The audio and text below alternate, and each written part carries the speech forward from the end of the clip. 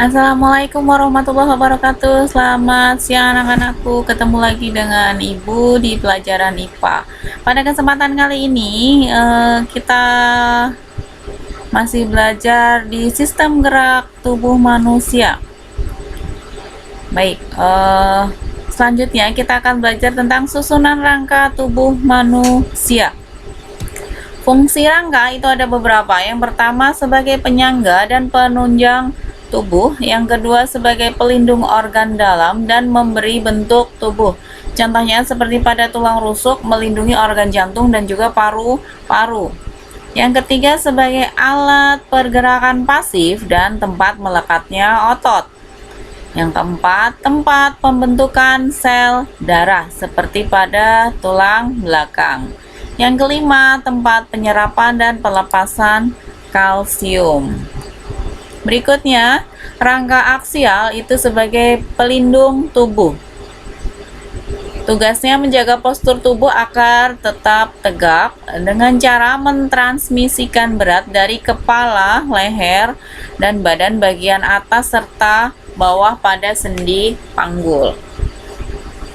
Kemudian rangka aksial terdiri dari tulang tengkorak, tulang dada, tulang rusuk, tulang ekor, dan juga ruas tulang belakang. Ini gambaran detailnya. Ada tulang tengkorak di kepala, kemudian ruas tulang belakang di punggung, tulang dada, dan juga tulang rusuk memberi bentuk tubuh. Yang kedua adalah rangka apendik sebagai penggerak tubuh. Dikelompokkan menjadi 4 kelompok utama. Yang pertama anggota gerak atas, kemudian yang kedua anggota gerak bawah, yang ketiga gelang bahu, yang keempat gelang panggul. Anggota gerak atas tersusun atas tulang pangkal lengan, kemudian ada tulang hasta, ada di tangan, tulang telapak tangan, dan juga ruas jari tangan. Anggota gerak atas ini contoh gambarnya, lengan atas, tulang hasta, tulang pengumpil, dan juga jari tangan. Rangka apendik rangka apendik bawah menggunakan kaki sebagai gerak bagian bawah. Tulang pada kaki seperti pada tulang paha, betis, dan juga tulang kering. Ini gambarnya. Yang tulang apendik bawah, tulang paha, tempurung lutut, tulang betis, dan juga tulang kering. Tulang panggul atau gelang panggul berfungsi untuk menghubungkan kaki dengan kerangka aksial. Ini gambarnya tulang gelang panggul. Kemudian berikutnya adalah hubungan antar tulang, artikulasi nama lainnya atau persendian. Titik di mana dua atau lebih tulang bertemu disebut sendi. Jenis hubungan antara dua tulang atau lebih dikenal dengan nama persendian. Jadi nanti hubungan ini bisa menentukan arah suatu gerakan. Ada yang dapat bergerak ke segala arah, namun ada beberapa sendi yang tidak bisa digerakkan sama sekali, seperti pada sendi di tengkorak. Contoh hubungan antar tulang atau persendian ada yang tak bergerak fibrosa, yang kartilago sedikit bergerak, yang leluasa bergerak itu sinovial. Berdasarkan ada tidaknya gerakan sendi dibedakan menjadi 3. Sendi fibrosa itu disatukan jaringan diikat fibrosa. Contohnya pada antar tulang tengkorak, jadi sendinya tidak bergerak sama sekali, namanya sinartrosis. Untuk yang sendi kartilago itu disatukan oleh kartilago, jadi tidak ada cairan sinovial sehingga gerakannya sedikit, namanya amfiartrosis. Yang ketiga ada sendi sinovial. Sendi dengan rongga sinovial mengandung cairan yang disekresikan dikeluarkan oleh membran sinovial, seperti pada siku, lutut, mata kaki, dan ruas jari kaki. Ini memungkinkan sendi leluasa bergerak, nama lainnya diartrosis. diartrosis atau sendi gerak. Nah, sendi gerak atau diartrosis ini hubungan dua tulang memungkinkan terjadi banyak gerakan. Ada beberapa. Yang pertama, sendi peluru, ruas antar tulang, hubungan antar tulang yang memungkinkan gerak bebas ke segala arah. Contohnya, hubungan antar tulang dengan sendi luncur memungkinkan gerakan menggeliat, membungkuk, dan juga menengadah.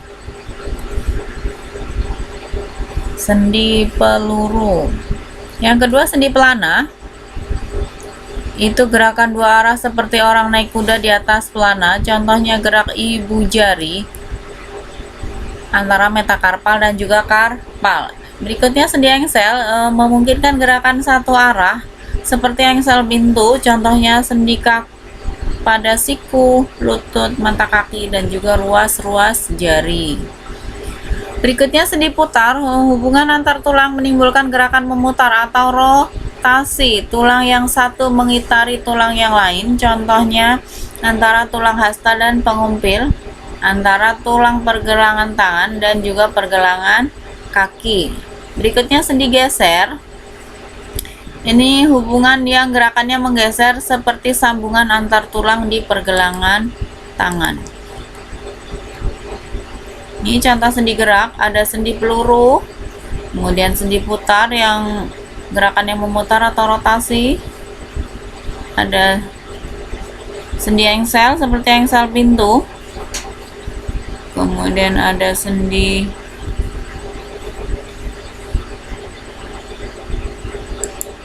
pelana seperti pelana kuda antara ibu jari dan ruas jari. Ini contoh masih sendi gerak atau diartrosis, ada sendi geser, ini gambar sendi peluru, sendi gulung, sendi pelana memungkinkan gerakan seperti pelana kuda, sendi engsel seperti engsel pintu, gerakannya satu arah doang, dan juga sendi putar, gerakannya memutar atau seperti rotasi. Yang kedua, sendi kaku atau amfiartrosis, ini sambungan antar tulang masih memungkinkan adanya sedikit gerakan, gerakannya terbatas. Kedua tulang dihubungkan tulang rawan, contoh hubungan antara ruas tulang belakang dan hubungan antara tulang belakang dengan rusuk. Amfiartrosis ini memiliki sedikit gerakan atau gerakannya terbatas tulang rusuk dan tulang belakang, contohnya. Yang ketiga, sendi mati atau sinartrosis, ini sendinya tak bergerak sama sekali, tulangnya tidak dapat digerakkan seperti pada sambungan tulang-tulang tengkorak. Kemudian berdasarkan komponen penghubung ada sinartrosis sinfibrosis, jaringan ikat, dan juga sinartrosis sinkondrosis, penghubungnya tulang rawan antara epifis dan diafisis pada tulang dewasa. Ini sendi pada tubuh manusia, sendi mati di tulang tengkorak, tidak bisa digerakkan. Lanjut ke pengertian otot. Apa itu otot? Sebagai alat gerak aktif yang menggerakkan tulang. Otot ada 3, otot lurik, otot polos, dan juga otot jantung.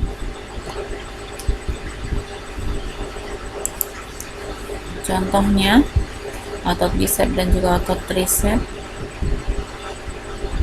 Nih, contoh perbedaan antara otot polos, otot lurik, dan juga otot jantung. Otot jantung letaknya ada di jantung, otot lurik itu gerakan sadar, yang otot polos gerakan tidak sadar. Ini masih perbedaan susunannya. Untuk otot polos seperti ini bentuknya, otot lurik seperti ini, dan otot jantung bentuknya seperti ini. Nah, otot lurik inti selnya banyak, berada di bagian tepi. Bentuknya silinder panjang, terdapat pada otot lengan, perut, pipi, dan juga rangka tubuh. Ini bekerja di bawah kesadaran sehingga cepat lelah. Ini otot lurik tadi. Otot polos berbentuknya gelendong dengan kedua ujung runcing. Intinya mempunyai satu inti sel.